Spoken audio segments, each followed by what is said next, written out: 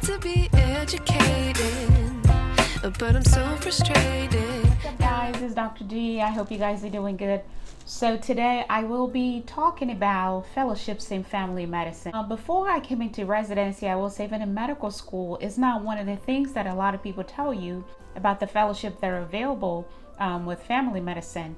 Most people are just under that impression that when you go into family medicine, it's really just all about working outpatient. Granted, it is one of the primary care specialties, but also keep in mind there are various specialties where you can actually decide to do a fellowship after your family medicine residency and be able to sort of subspecialize in that if it's something that you're interested in. So in my previous videos, I've also talked to you guys about how I'm interested in other like subspecialties. I love behavioral health, so mental health, I think that's something that is really important. Addiction medicine is one that I'm interested in, and then emergency medicine, of course. And also now being in the current residency where I'm at, I'm also enjoying hospital medicine, of course. So today I will be talking to you guys about 10 most common specialties in family medicine that you can subspecialize. And by subspecialization, I'm talking about basically finishing up your family medicine training and then proceeding to get additional training in these fellowships. So the length of training for most of these programs are 1 to 2 years. And after the 2 years, a lot of them are accredited by the American Board of Physician Specialties. So after the fellowship, you'll be able to take the board certification exam and be board certified in that specialty. So basically, you will be like dual board certified in family medicine and whatever specialty of your choosing. So now let's get started. The very first fellowship I'm going to talk to you guys today is addiction medicine. Addiction medicine is one of the fellowships that's accredited by the American Board of Physician Specialties.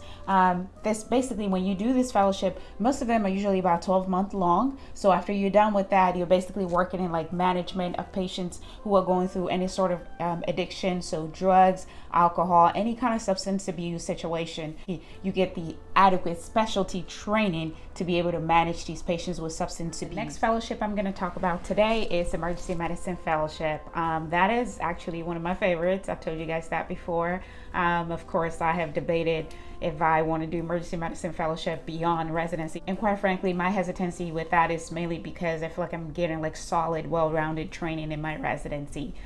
We do a lot of rotation in the emergency room, and I'm also starting moonlighting in the emergency room like in the next few months. So we'll see. But emergency medicine is one of the fellowship. All you do is just work in the ED for a solid 1 month. And I have actually looked at their schedules. It's usually about 14 to 15 shifts a month, and the rest of the month you just have that time to yourself to moonlight or do whatnot. Of course, you do some research and all that stuff associated with fellowship. So that's emergency medicine fellowship. So the next fellowship I want to talk about is sports medicine fellowship. Sports medicine is really a big one, especially for folks that are super athletic. You like all of these games out there.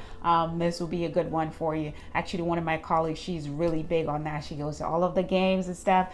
She's always like the team physician whenever they go to the high school game, the football games, those kind of things. So if that's something that you're interested in, then sports medicine might appeal to you. So once you're done with that training, you'll be board certified in sports medicine. Next family medicine fellowship to talk about. So fellowship number 4, that's FMOB. So this is family medicine and obstetrics, care of the pregnant woman, deliveries, and all of that stuff. So everything obstetrics related. So currently right now in FM training, like for me, we also deliver our own patients and stuff. So I've had pregnant patients in my clinic, and then when it's time for them to deliver, so I basically follow them through prenatal care, all of that stuff until when it's time to deliver, and then of course I deliver them.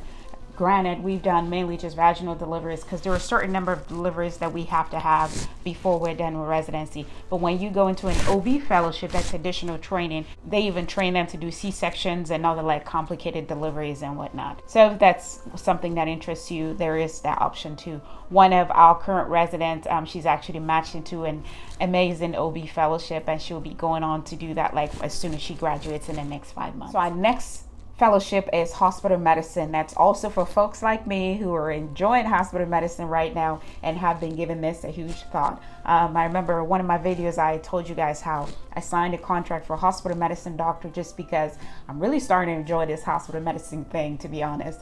But we'll see how this really goes. Like I said, I'm in a community hospital where everything is just literally all of these options are available to me. When I'm done with residency, I can decide to just pop in wherever I'm interested in. So like I was saying, hospital medicine fellowship is usually 1 year to 2 years, and then you can go on to be a hospitalist when you're done with that. All right, guys, so the next fellowship I'm going to talk about is Geriatric Fellowship. That's also a fellowship that you can do after family medicine. So you spend about a solid 1 year doing that, and you can also be board certified afterwards. So fellowship number 7 is Hospice and Palliative Care. There are folks that have passion for this. Some of our former residents have matched into Hospice and Palliative Care Fellowship. You know, I see for myself that even caring for patients in a hospital, especially when they're very ill, you have a patient with like terminal illness and you know this patient's gonna die. There is an art to talking to the family. There's an art to laying these cards on the table and basically talking to them about prognosis and things like that, and how to manage them when they finally get to the point of agreeing to hospice or, you know, electing palliative care. There is an art to it, and I think this fellowship like comes in pretty handy in situations like that. And also when patients do go into hospice, for sure you want to have like a dedicated physician that knows what they're doing, just because the kind of treatment that you're offering your patients is different from what we do when we're managing patients from an acute perspective. So that's a fellowship that's available beyond family medicine training. So the next fellowship is sleep medicine. Sleep medicine, apparently it's really one that I've been hearing a lot of people talk about these days. And sleep medicine, what do they do? So they basically take care of folks that have, you know, maybe obstructive sleep apnea, narcolepsy, cataplexy, all of those things associated with sleep. So sleep related diseases, sleep related illnesses and stuff, that's what they take care of. They interpret like the sleep studies and stuff. So when you see a patient and you're like, you know, I think you have sleep apnea. Let me do a stop bank score on you. You have a super high stop bank score. I think you have sleep apnea. I'm going to send you for a sleep study. I need someone to kind of, you know, give that official diagnosis and see if that's really what you have. Is it OSA? Do you need a CPAP? Those kind of things. So you need a specialist for that, right? In this case, though, you can be that specialist because you've done sleep medicine fellowship. So when you're done with sleep medicine fellowship, you can be board certified and you do that. So the next fellowship I'm going to talk about is behavioral health. So basically mental health. Mental health for me is also something that I'm interested in. In family medicine residency, we do a lot of mental health. And look around you these days, guys.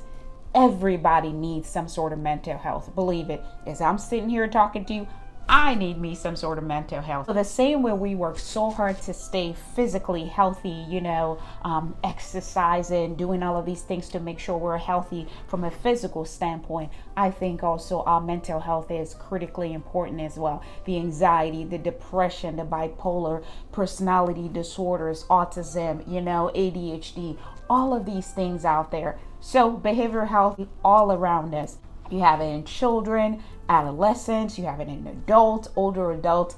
Everyone gets to deal with behavioral health issues. So there is a fellowship for it as well. And it's actually about a year or two that you can also do that to get additional training. So currently in my residency, we do a lot of mental health. We do addiction, Suboxone treatment, anxiety, depression, ADHD. We do all of that. And then now these days, especially since COVID, it's been like mental health issue, especially anxiety and depression, has skyrocketed like off the charts. So it's more of we're needing more healthcare providers to assist in caring for patients from a mental health perspective. So because of that, there is a fellowship available. And quite frankly, this behavioral health fellowship is not just available to FM docs. It's also available to like those in pediatrics or internal medicine folks. So this is something that's also open to them as well. All right, guys. So the last fellowship I'm going to talk about is for those that are interested in research. You can basically spend a whole year just working on research. And let's face it, research topics when it comes to primary care is unlimited. Okay. So these are all the fellowship that I wanted to bring to you guys' attention. That's all I got for you guys. I'm going to go ahead and stop right here. Y'all take care. Don't forget to subscribe now. Until next time, y'all take care. Stop it.